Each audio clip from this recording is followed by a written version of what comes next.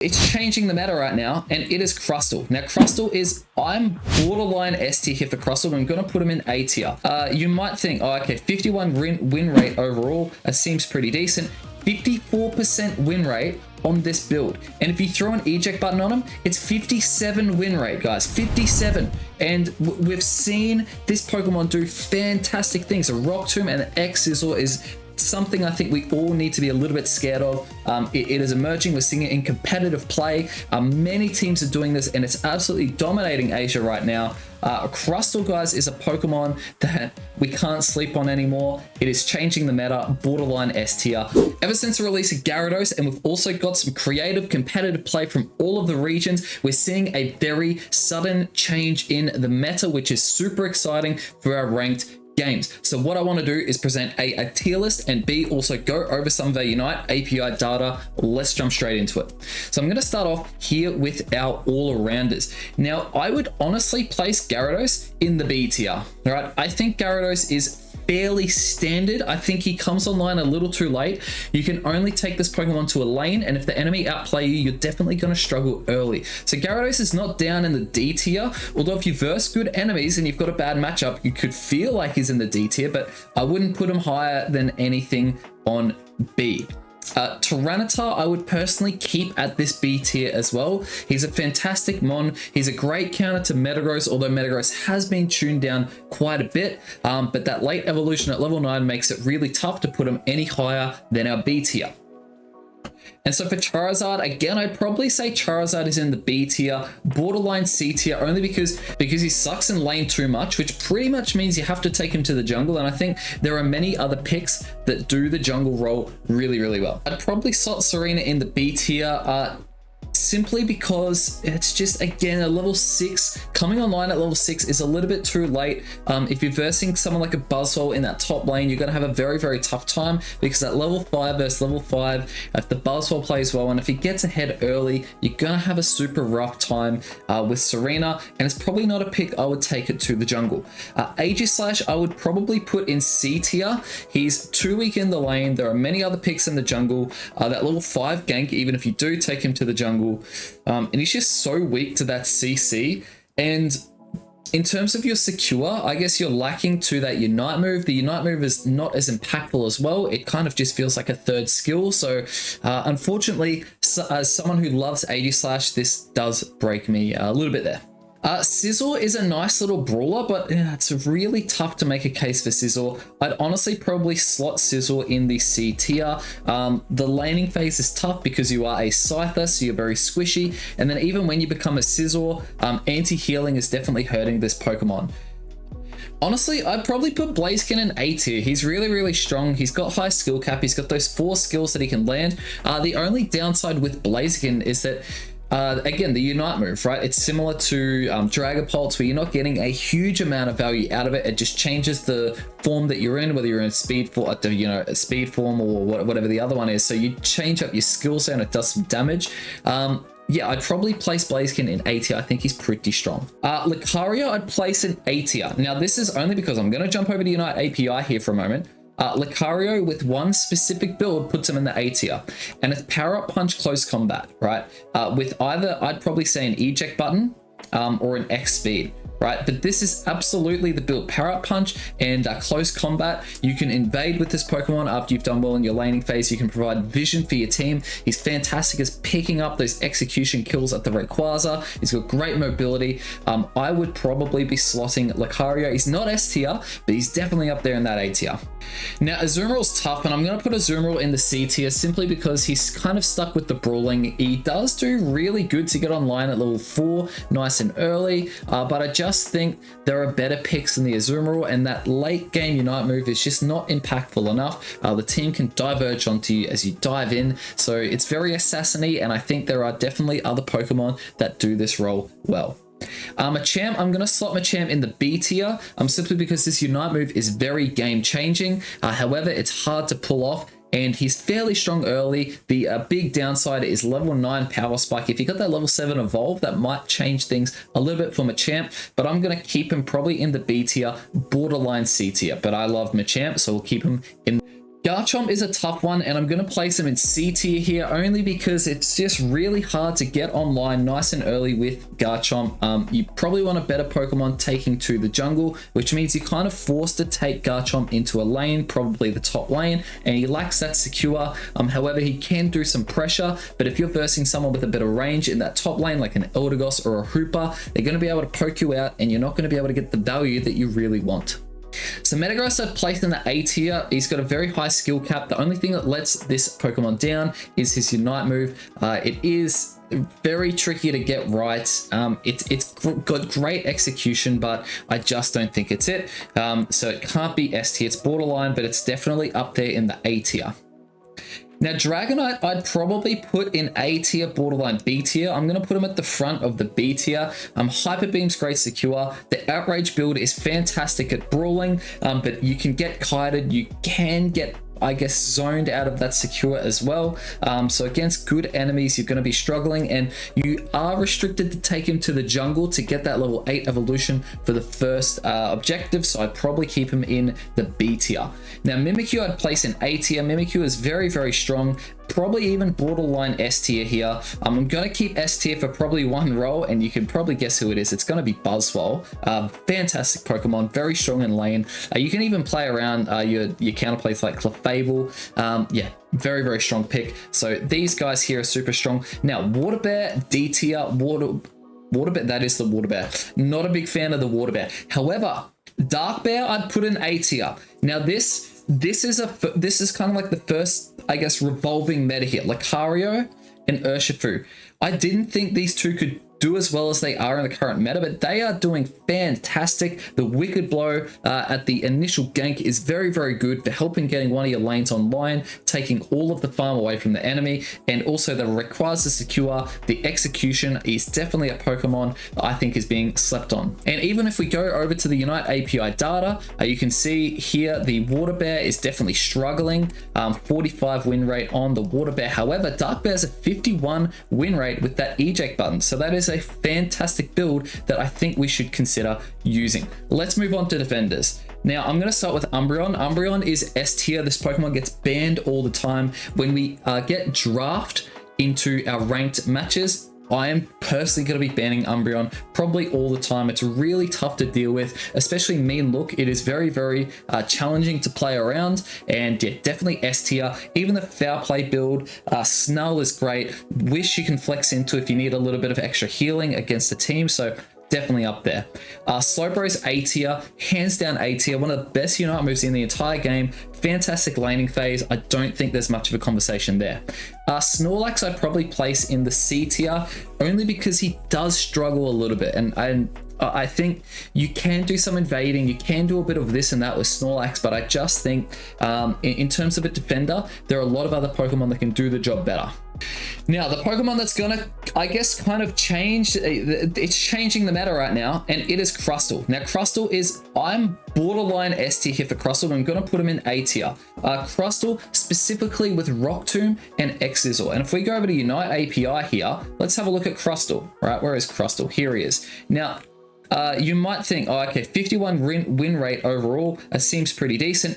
54% win rate on this build, and if you throw an eject button on him, it's 57 win rate, guys. 57. And we've seen this Pokemon do fantastic things. A Rock Tomb and the X-Sizzle is something I think we all need to be a little bit scared of. It is emerging. We're seeing it in competitive play. Many teams are doing this, and it's absolutely dominating Asia right now. Crustle, guys, is a Pokemon that we can't sleep on anymore. It is changing the meta. Borderline S tier. One of the best defenders at the moment. Blastoise I'm going to place in S tier simply because I think personally, I think Blastoise is the best solo queue pick in the game. And even in competitive, even in your stacks, he can flex into a top lane carry. He can be a bottom lane defender. You can put an EXP share on him. He does a crazy stun if you get your combo with the Surf, Hydro Typhoon, and then the Hydro Pump as well. Absolutely S tier, and I just don't think there's any arguing that. Now, Grudra's a tough one. I do like Grudra quite a bit, but I think we're just going to have to keep Grudra in the B tier. And if we're talking competitive, I'd probably go even lower, right? In the right hands, Gudra can do well, but the level 8 evolution just makes it a little bit too tough for a Gudra to be able to do anything really. You kind of need to function in the top lane as a carry, maybe put an EXP share on him in the bottom lane as a tank, but he's more of a brawler, and there are other Pokemon that do this job really, really well, and anti-healing with draft mode is going to hurt this Pokemon. Greedent, unfortunately, I just think he's like C tier. He's good, but he's not. It's because think of any other tank you could replace Greedent with. If Pokemon Unite was 66, Greedent would be one of the best picks, I think. Greedent can be a pest. It's similar to Sableye. He's got that similar role. He's a pest role, but yeah, I wouldn't put him D tier. I don't think he's pathetic. He's got good mobility and stuff, but yeah, I just think there's other tanks that do his role. And if you want to play a top lane carry, he doesn't do enough burst damage. He can't really pick off someone quickly enough for the supporter to dive on and be able to save that carry that Green's trying to get to. So I'm sadly going to place him in the C tier. Mamoswine, level 9 evolution. The stunning's great, the anti-stacking's cool, but the late game of Mamoswine is just not good enough for me to be able to do anything there. Trevenant, I would say, is probably A tier, right? Trevenant's one of the best. We've seen Trevenant be dominant time and time again. You can see the defenders, guys, they're really good. A lot of defenders are super strong here. Many of them are great picks. You know, obviously this guy's a really annoying one that we're gonna have to try and deal with, but yeah. Lapras B tier, and I just don't think there's much more of a conversation to be had with Lapras. He's good, but I just think it's mid at the moment in contrast to our other picks. Let's have a look at attackers here. Now, I think there's two shining standouts here. There's Mew, which is S tier, and there is Snipe Shot Inteleon. Snipe Shot, not Liquidation, right? Again, let's have a look at some of our data here. Snipe Shot, Fell Stinger, 50, going on 53 win rate. You use it with an eject button, not an X attack. You've got to have that extra mobility, but this Pokemon is incredibly slept on, and we've seen it do incredible things at the competitive level. And if you can replicate this in any sense in your matches in solo queue, you are going to absolutely carve it with Inteleon. The only thing is you do need some vision. However, if you position yourself well and you just play with your team, I think most games you're going to find your team gives you the vision. You just need to be positioned and work on where you want to be standing. So absolutely an S tier pick, hands down one of the best mages. Pikachu, I'd honestly probably place Pikachu in B tier, right? And I know a lot of people are going to disagree with me here, but I just think you get outranged and outpoked in terms of other attackers here, right? So yeah, I'm not a huge fan of Pikachu. I just think there are many other picks. I think a similar conversation here goes for Ninetales. I just don't think he's it. Now, Cinderace, I just think Cinderace sucks. And it's because we've got a Pokemon called Dragapult at the moment. So whatever Cinderace does, Dragapult does it much, much better. And even then, Dragapult is sitting in A tier, but that's probably only for your ranked games. We don't see Dragapult much in competitive. He relies a lot on vision. He's very squishy. If he gets picked off, then the team with the Dragapult is severely disadvantaged because he does a lot of that damage there. Dragapult's definitely up there as an A tier pick though. Espeon, I would say, is an A tier pick. However, you must be running an eject button with him. If we have a look at some of our Unite API with Espeon, we're going to find out that a Stored Power and Psybeam is the build, right? I've been saying this for quite some time. Psybeam is your secure move, Stored Power is your mobility move, and you have to, and I mean have to, run them with an eject button, mainly with your Unite, to be able to pivot out of hard places. This is a great Pokemon, 52% win rate with this build. Definitely one of the better picks in terms of a mage. Duraludon, I just don't think has a place. Right, I'm going to put him in C tier because I know I'm going to really annoy a lot of people here. Duraludon sees no use competitively, requires the jungle. I just don't think he's a good laner. He is a people get very tempted to rip straight away. I think he's a little too slow to do follow-up damage when the team engages in a fight. He can get outpoked by some of our other mage picks here and attacker picks here. So yeah, these auto hitters in the jungle, they're going to be outclassed by Dragapult simply because Dragapult can go invisible and reposition and fire off massive attack very quickly. Chandelure. Chandelure is really strong. I'd say A tier, mainly because he's the only mage that can do a supportive skill to help the team in a team fight with Imprison or with a Poltergeist. And if we have a look at some of our data with Chandelure, Chandelure is a very, very strong pick. Where is Shandy? And we're going to see this load here, right? Over 50% for every single build, right? That's almost unheard of, to be honest, right? I would personally recommend Flamethrower and Poltergeist, probably the easiest to pilot. Poltergeist slows people down, and you can get your resets with Flamethrower. However, I think there's a very strong case for Overheat in Prison. In Prison, skill locking the enemies, and I think Eject Button is the only item you're going to be able to use, but you can use a combination of all 4 of these. If you understand how this Pokemon works and how these skills work and work it with your team comp, he's, again, one of the few attackers that can support from the back line with your frontline engages, which is really cool, it's really, really cool. Cramorant, I'm not massive on. I'm going to slot him in B tier. The Unite moves are, it's very static.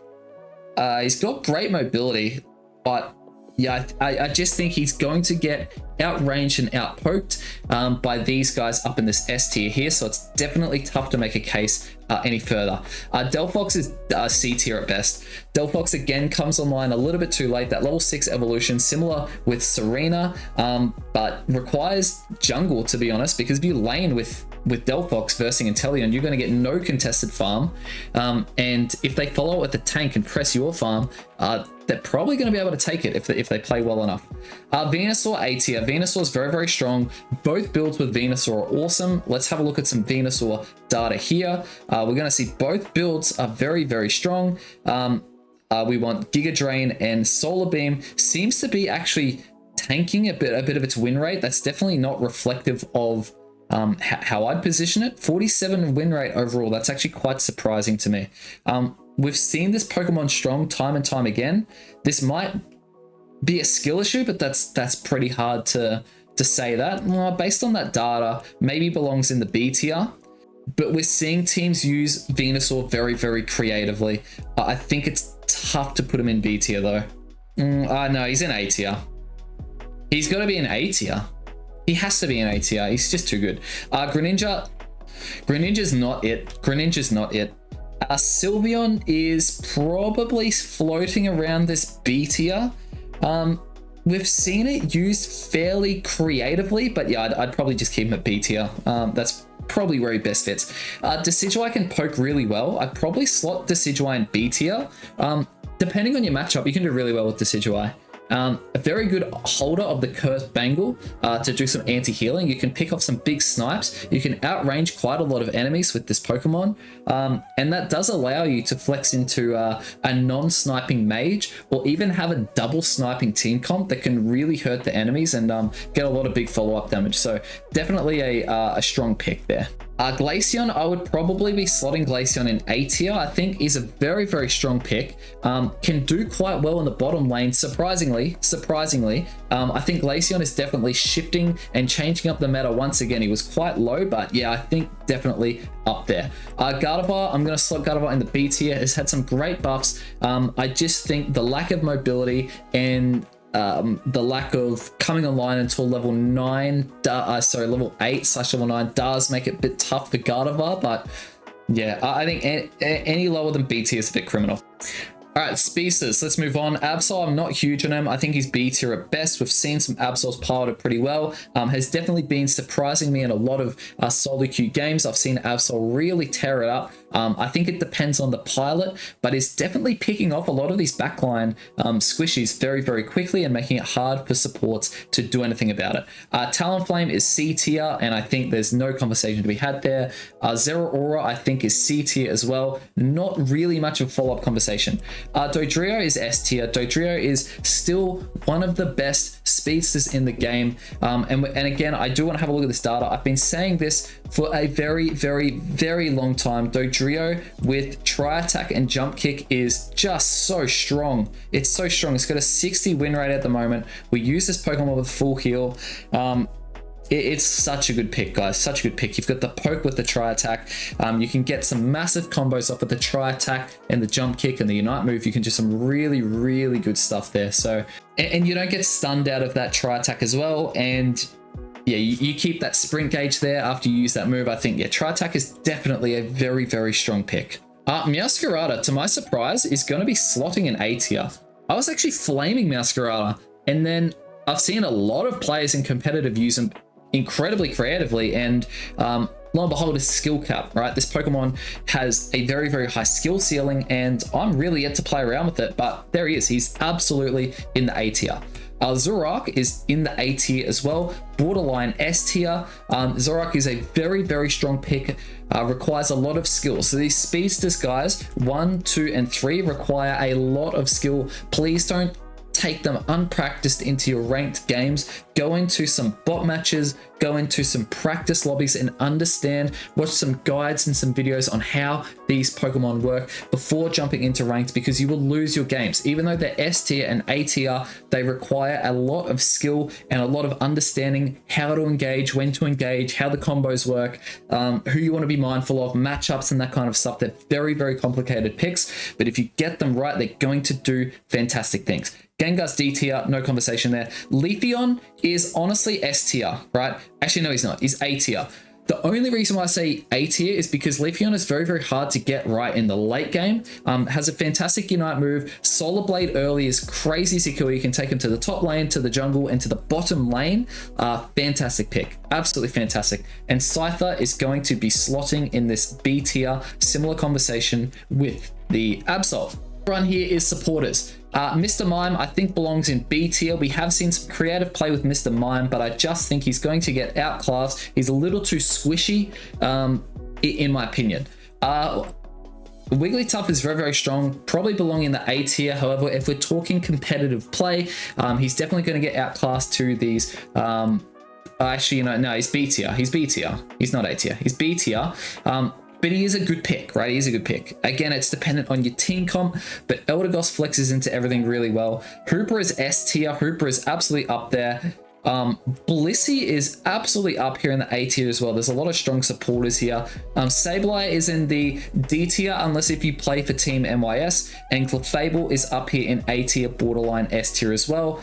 And Hooper, not Hooper, this guy, Comfey, I'm going to slot him in B tier only because if you know you're playing with someone who's friggin' awesome, then you can attach yourself to that player.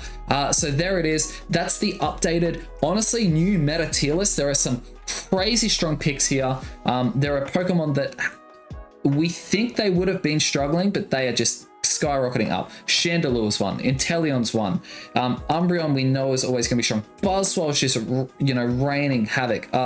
Red Bear Urshifu is doing some fantastic work. Lucario's incredible. Meowscarada is just dominating, and Glaceon's making his way up as well. And Blissey as well, definitely slept on too. And Crustle, guys, has been doing some fantastic things. So updated tier list for the current meta, assuming our X licenses are banned in our Masters lobbies.